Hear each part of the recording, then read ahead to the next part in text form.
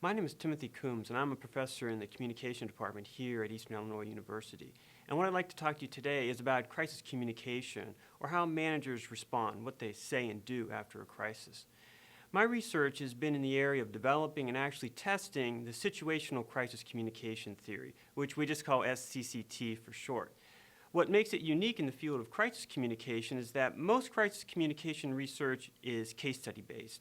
And as a result, the results are just speculative. They're suggestive of what crisis managers might do.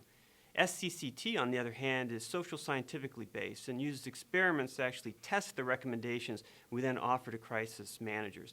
This is an example of what's known as an evidence-based approach. And so we're trying to develop what's known as an evidence-based approach to crisis communication. SCCT was actually inspired by attribution theory, so that's a good place to start to explain what SCCT is and how it works. Attribution theory says that when people encounter events, particularly unexpected and negative events, they try and come up with explanations for why things happen. Well, a crisis is negative and unexpected, so when a crisis hits, we would expect stakeholders, people who are interested in the organization, to try and determine why that crisis occurred. And what we know from attribution theory is that people either attribute the why to the person involved, in this case the organization, or to the situation surrounding the event. And this is a big difference for organizations. When you attribute crisis responsibility to the organization, many negative things are associated with that for the organization. This includes such things as damage to their reputation, less intent to purchase from the organization, and an increased intention to actually engage in negative word of mouth. So the attributions do matter. SCCT tries to understand how people will perceive the situation so that managers can anticipate those reactions and offer communicative responses that will fit best with the demands created by those situations. So we'll look at those two elements now of SCCT. First being, how do you assess the situation, and secondly, the communication aspects. And from there, we can review and wrap it up. To evaluate the situation is really a two-step process. The first step is just to look at what type of crisis you've encountered. And what we found in our research is that you can actually break crises down into three types. The first type is a victim crisis. And in a victim crisis, there's very little responsibility given to the organization. Next is accidental, minimal responsibility. And then finally, there's the preventable crisis. And that's where you attribute very strong attributions of crisis responsibility to the organization. And that's the most difficult one to actually cope with for organizations. From there, that gives you a base of how people might react to your crisis. Then you look at, in the second step, two intensifying factors. The first factor is crisis history, whether or not you've had similar crises in the past, and prior reputation. And what we have found that if you have had prior histories similar to the one you're experiencing now, or you have a negative reputation with your stakeholders before a crisis, that intensifies attributions of crisis responsibility. So if you had an accidental crisis with just minimal attributions that your organization was responsible, either one or both of these intensifying factors will result in that crisis shifting and becoming one that will be viewed as preventable and having very strong attributions of crisis responsibility.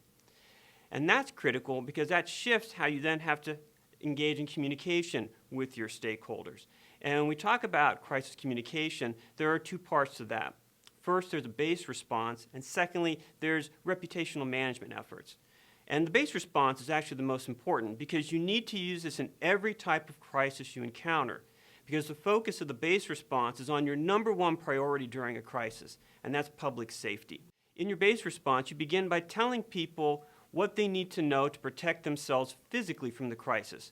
This can include such things as telling people to evacuate an area because something is dangerous there, or avoiding certain products or returning products that might be dangerous for them, such as a threat of food poisoning. The second part of the base response is to express sympathy to the victims and also to tell them what you're doing to correct the problem so the crisis won't happen again. Together, this sympathy and this corrective action are trying to help people cope psychologically with the crisis. For a crisis that involves just minimal or moderate levels of crisis responsibility, all you really need is the base response, and you'll have an effective response. Because you will have dealt with public safety issues, and you will actually start to repair your reputation. But when the crisis involves very strong attributions of crisis responsibility, you then need to add in the idea of reputation repair strategies. And reputation repair strategies, there are two ones that are the most prominent. The first one is what we call compensation, where you offer victims either money or some types of goods in compensation. And the second one is an apology, where you publicly accept responsibility for the crisis and you ask the victims for forgiveness. While these sound like, oh, those would be automatically things an organization would do, we have to keep in mind these two strategies are very expensive from a financial perspective. So crisis managers and management teams do debate whether or not to use these strategies to repair the organization's reputation. For the past 15 years, we have conducted quite a bit of research on SCCT and can summarize that research fairly simply. The first idea is the notion that you need to understand the crisis situation to create an effective crisis communication response. And to be effective, the response must first honor public safety and then look to repair the reputation that might have been damaged during the crisis. And what we have found is that as attributions of organizational responsibility for the crisis increase, you need to change your strategies so that they're more accommodative and they focus more on the victim and addressing his or her needs. I'd like to end by saying that crisis communication can really be fairly simple and effective if you're willing to follow the existing advice and the evidence that's currently available to crisis communicators.